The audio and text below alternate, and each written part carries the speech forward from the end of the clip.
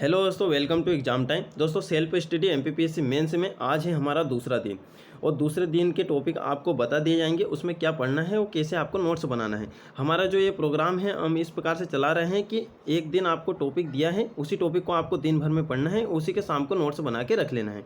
ठीक है। और बाकी अगर आपने इन टॉपिक को पहले से पढ़ लिया है तो आप अपना जो आपका रेगुलर जो टाइम टेबल है उसके अनुसार आप चल सकते हो, अगर आपने ये वाले टॉपिक पढ़ लिए हैं तो।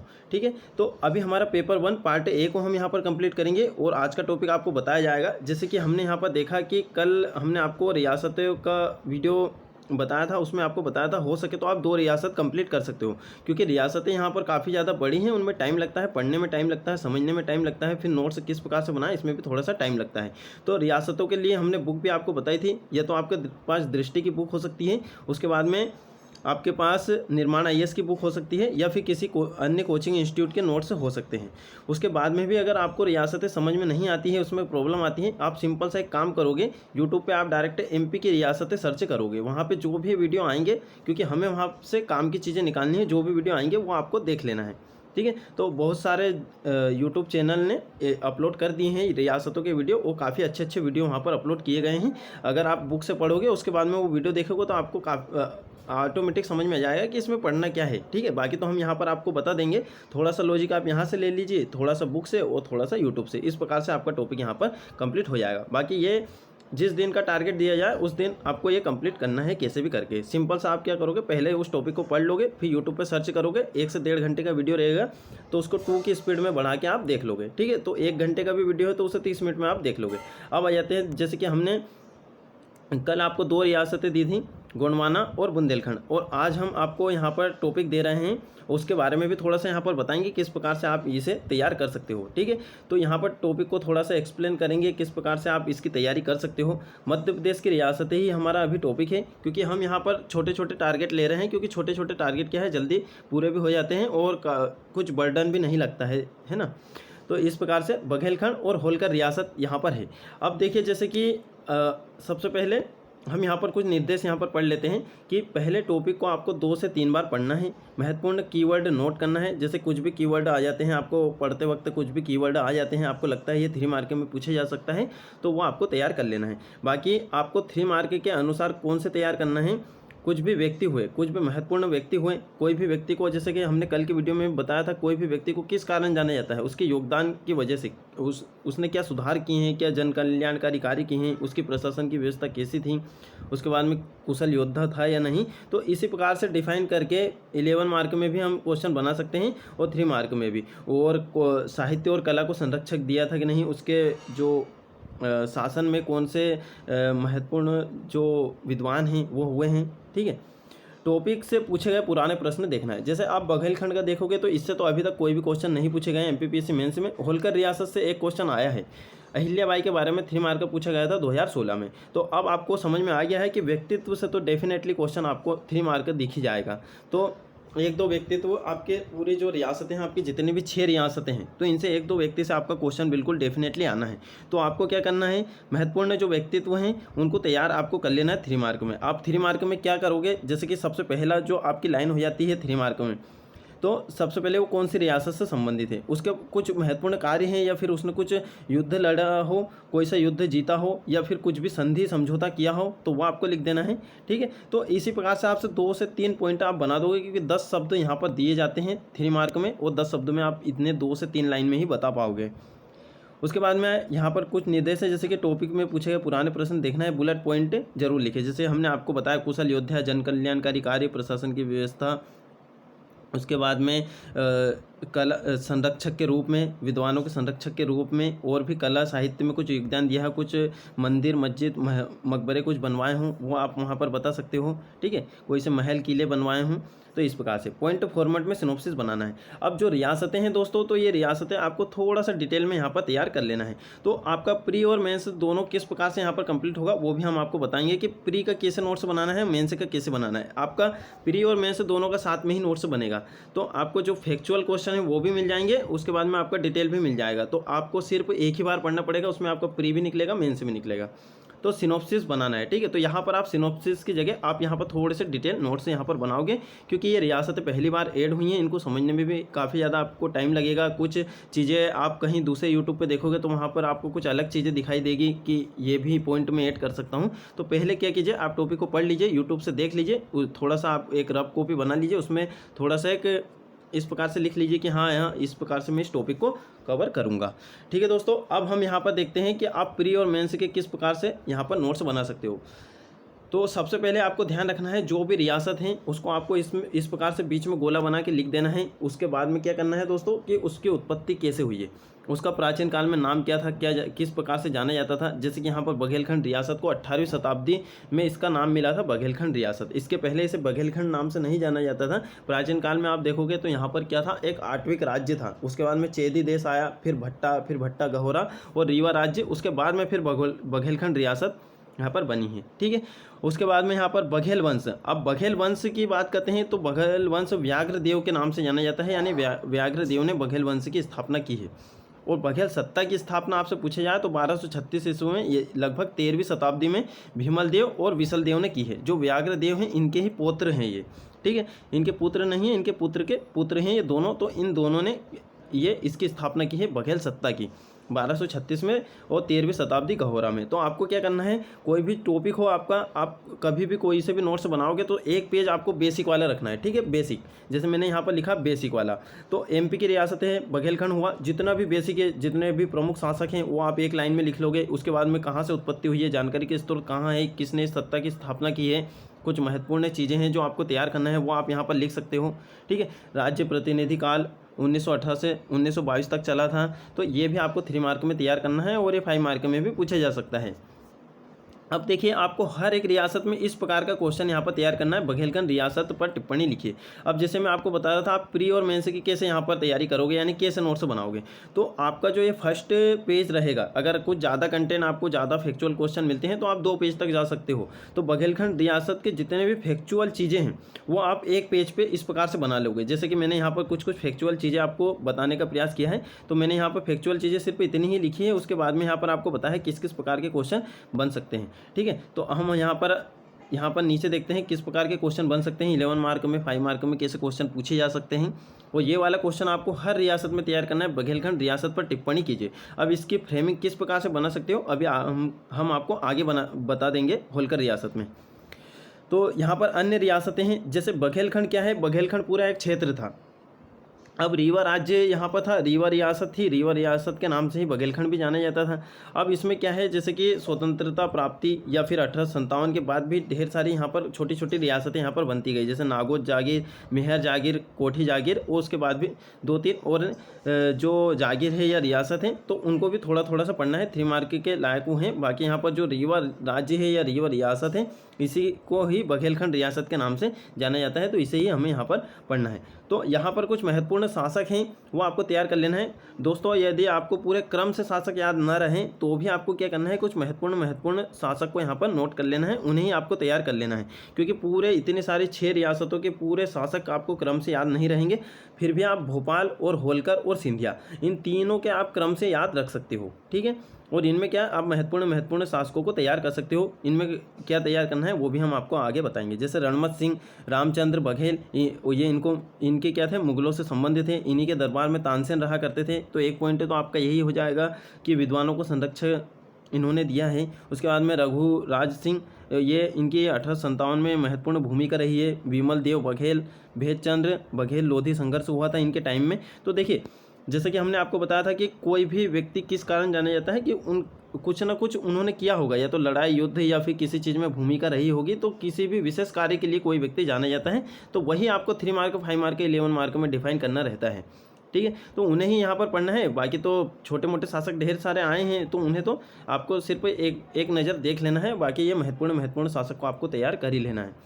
महाराजा गुलाब सिंह, इनके काफ़ी ज़्यादा सुधार रहे हैं। राज्य परिषद का इन्होंने गठन किया है। न्याय क्षेत्र में भी काफ़ी सुधार किए हैं, कृषि, शिक्षा और पवाई रूल्स। पवाई रूल्स क्या था दोस्तों कि जैसे कि जो किसानों की भूमि होती थी उसका जो 40% होता था तो वो इन्हीं शासकों को मिलता था 40%, और जो 60% जो था जो भूमि कर था तो वो किन्हें इन पवाइयों को मिलता था। ठीक है, तो यहाँ पर क्या है, ये ज़्यादा अत्याचार वगैरह करने लग गए थे किसानों पर, तो इसीलिए ये महाराजा गुलाब सिंह ने यहाँ पर क्या करा था, इनके लिए कुछ रूल्स बनाए थे, वही पवाई रूल्स है। जब आप बुक से पढ़ोगे तो आपको ऑटोमेटिक यहाँ पर समझ में आते जाएगा। और कुछ चीज़ें आपको यदि बुक में भी कंटेंट कम लगता है तो आप गूगल पे सर्च कर सकते हो, क्योंकि अब क्या है, अब सर्च कर करके भी आपको थोड़ा थोड़ा सा यहाँ पर लिखना है, कुछ एक्स्ट्रा पॉइंट आपको मिल जाए।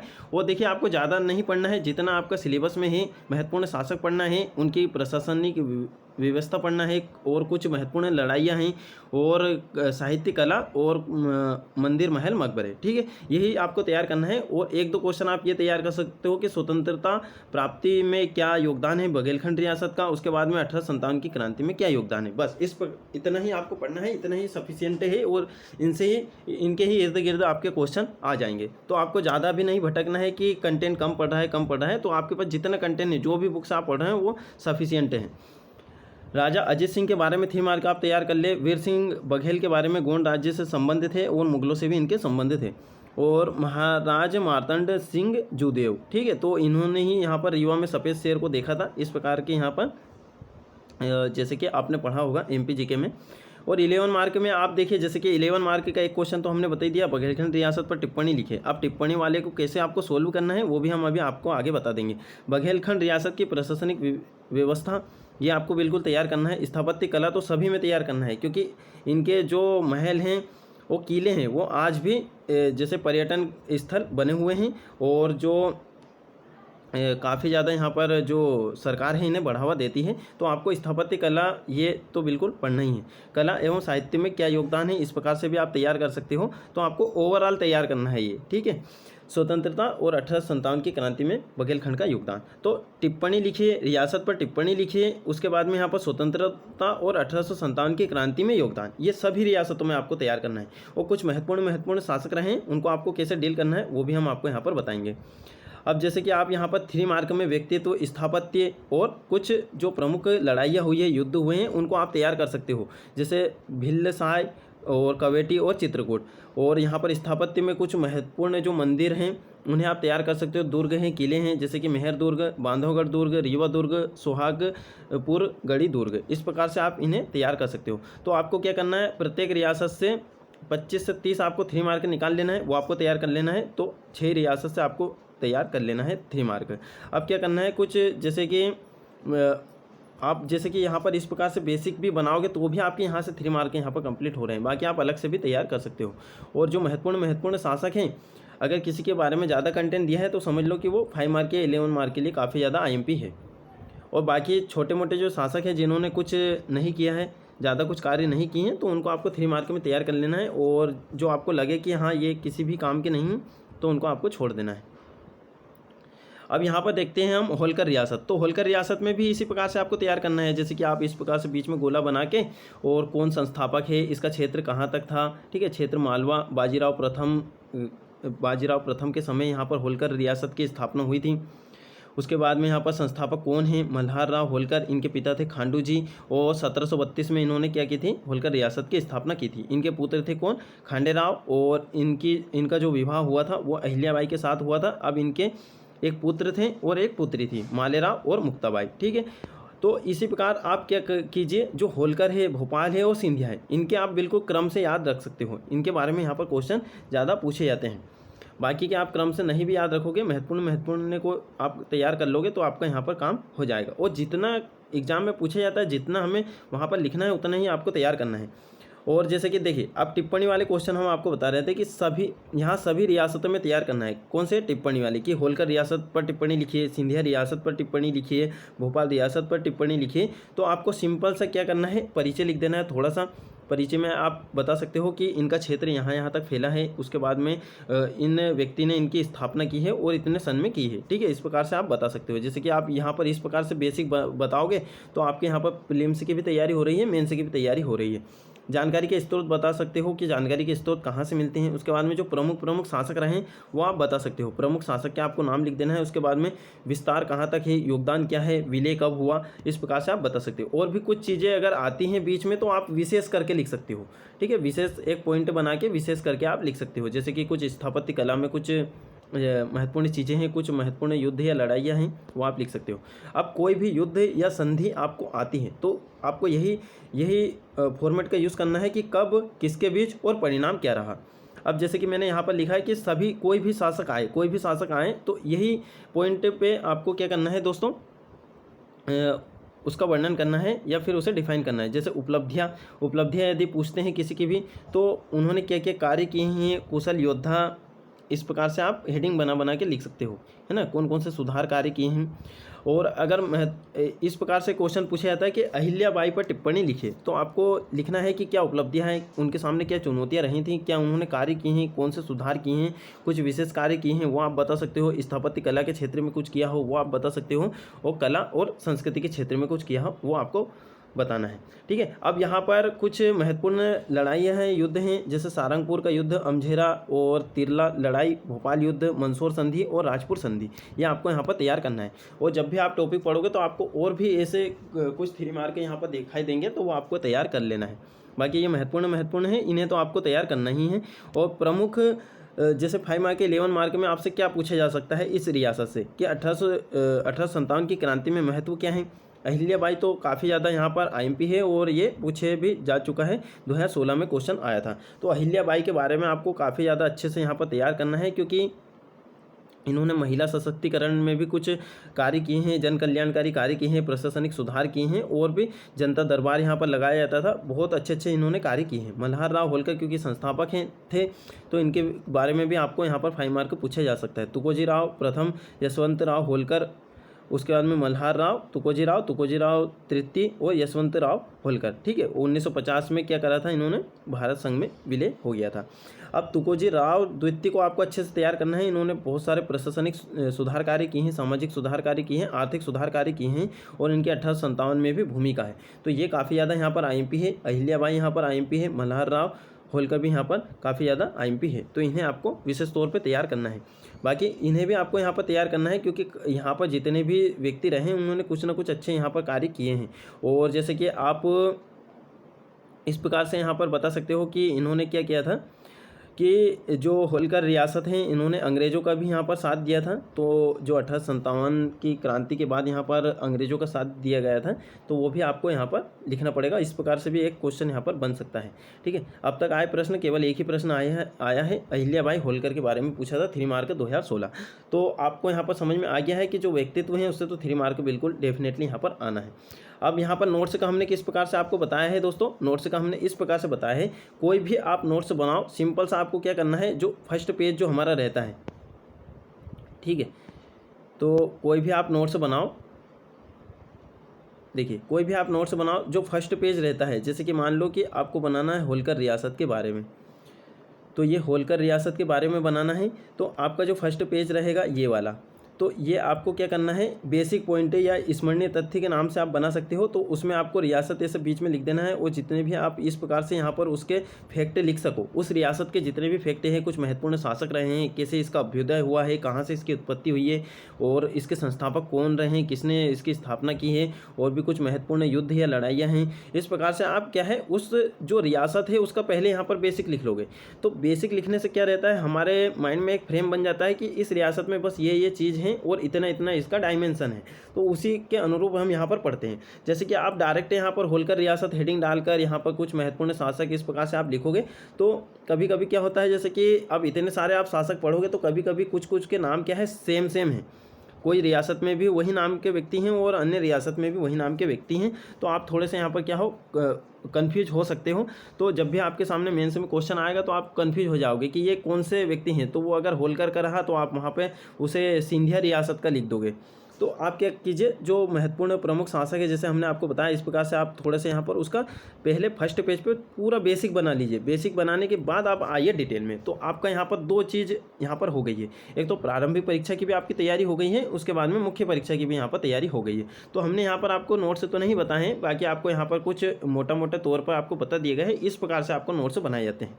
ठीक है, तो आप क्या कीजिए, फर्स्ट पेज कोई भी टॉपिक के आप नोट्स बनाओ, चाहे पॉलिटी के बनाओ, चाहे आप जैसे आपदा प्रबंधन के बनाओ, भूगोल के बनाओ, किसी के भी बनाओ। सबसे पहला आपका जो पेज होना चाहिए, सबसे पहला बेसिक वाला पेज होना चाहिए। आप क्या करोगे, सबसे पहले उसका बेसिक लिखोगे, जानकारी के स्रोत कहाँ है, कहाँ से हमें जानकारी मिलती है, और भी कुछ महत्वपूर्ण चीज़ें हैं। तो फर्स्ट पेज पे आप पूरा इस प्रकार से फैक्ट वाइज यहाँ पर चीज़ें लिख दोगे। अब सेकंड पेज से आपको फिर स्टार्ट करना है कि आप कैसे बन सकते हैं। फिर आपको क्या करना है, 5 मार्क और 11 मार्क पे ध्यान देना है, क्योंकि 3 मार्क तो हमें अलग से तैयार करना ही है। और बाकी हमने जो ये फर्स्ट वाला जो पेज बनाया है बेसिक वाला, तो इससे भी हमारे काफ़ी ज़्यादा यहाँ पर 3 मार्क यहीं से डायरेक्ट निकल जाएंगे। तो आप जब देखोगे कि होलकर रियासत में ये शासक थे, तो उनके आप क्रम से लिखोगे। कुछ शासक जो महत्वपूर्ण हैं उन्हें आप लिख लोगे, और जो महत्वपूर्ण नहीं उन्हें आप छोड़ भी सकते हो। तो आप क्या, जब भी आप ये टॉपिक को पढ़ोगे, जब भी रिवीजन करोगे, तो आप क्या करोगे, ये बेसिक पढ़ लोगे ना, इतने में ही आपका पूरी रियासत कंप्लीट हो जाएगी। क्योंकि आपका पूरा डायमेंशन तो कवर हो गया है कि इस रियासत में क्या है, इस रियासत में कुछ महत्वपूर्ण शासक हैं, इसमें इंपॉर्टेंट क्या है, मल्हार राव है, अहिल्याबाई है, यशवंत राव होलकर हैं। और उसके बाद में इस प्रकार से आप देख सकते हो कि जो अहिल्याबाई है ये काफ़ी ज़्यादा विशेष है, और प्रशासन की व्यवस्था इस प्रकार की थी, और कुछ महत्वपूर्ण स्थापत्य कला इस प्रकार के हैं, और इन्होंने अंग्रेज़ों का साथ दिया है। तो आपका क्या है, मोटे मोटे तौर पर पूरा डायमेंशन यहाँ पर कवर हो जाएगा। तो इस प्रकार से आप यहाँ पर तैयार कर सकते हो। ठीक है दोस्तों, तो आज का यही टॉपिक है, और नेक्स्ट वीडियो में हम देखेंगे, और कल के वीडियो में हम बाकी की जो 2 रियासतें उनके बारे में थोड़ा सा यहाँ पर डिफाइन कर देंगे। तो आप इस प्रकार से यहाँ पर हमने आपको थोड़ा मोटे मोटे तौर पर बता दिया है किस प्रकार से आपको नोट्स बनाना है। आप अच्छे से बिल्कुल बना सकते हो, और हम यहाँ पर छोटे छोटे ही टॉपिक ले रहे हैं, ताकि आप जो आपका जो अदर काम है वो भी आप कर सको। तो 2 रियासत आप आराम से पढ़ भी सकते हो, उनके यहाँ पर अच्छे से नोट्स भी बना सकते हो। और हमने आपको कंटेंट बता ही दिया है, आप यूट्यूब से उठा सकते हो कंटेंट। यूट्यूब पे भी अच्छे अच्छे वीडियो हैं, आप सर्च करोगे काफ़ी वहाँ पर वीडियो अभी अपलोड हो चुके हैं रियासत पर, तो आप उन्हें देख लेना है। ज़्यादा समय बर्बाद नहीं करना है। अगर कोई एक अच्छे सर आपको दिख जाते हैं तो उनका ही आपको देख लेना है ना। और आप बुक से फिर पढ़ोगे तो आपको सब समझ में आ जाएगा। तो नोट्स तो आपको खुद को बनाने ही पड़ेंगे। ठीक है दोस्तों, मिलते हैं फिर नेक्स्ट वीडियो में।